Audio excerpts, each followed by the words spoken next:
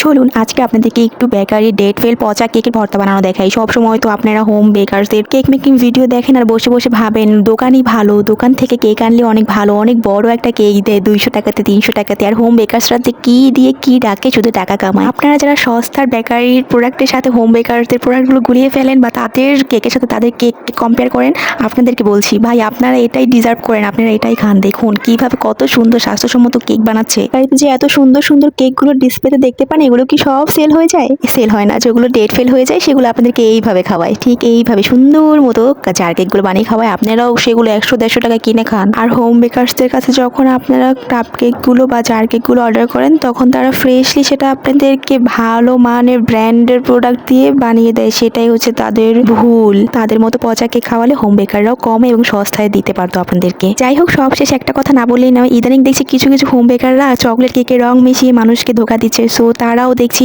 এই বেকারি লোকদেরকে কপি করছে বা তাদেরকে অনুসরণ করছে। সো সব হোম বেকার আবার হোম বেকার না।